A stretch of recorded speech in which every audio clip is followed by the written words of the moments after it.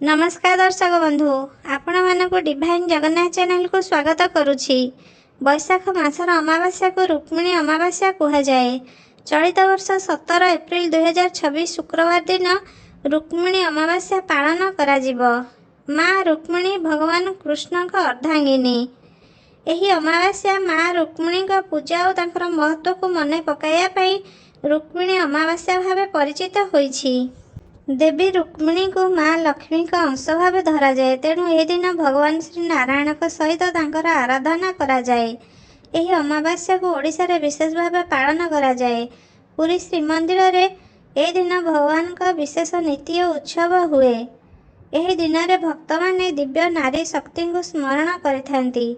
माँ रुक्मिणी धन समृद्धि भक्ति और शुद्ध प्रेमर प्रतीक। एही दिन रे भगवान नारायण का विशेष रूप अमावास्या नारायण को समुद्र स्नान करा जाए, जाको नारायण सागर विजय बोली कहा जाए। महाप्रभु जगन्नाथଙ୍କ ठाରୁ आज्ञामाଳ प्राप्त करी विशेष स्नान रीति पाई महोदधि को विजय करती। एही अवसर रे भगवान श्री नारायण को विशेष श्रृंगार और पूजा करा जाए। भगवान नारायण का विग्रह को सेवायत माने पालिंगी रे महोदधि अर्थात समुद्र कूल को नियंती। महोदधि निकट में पारंपरिक रीतिनीति अनुष्ठित हुए। यह दिन समुद्र को मध्य पवित्र करिथांती और समस्तଙ୍କର मंगल करती।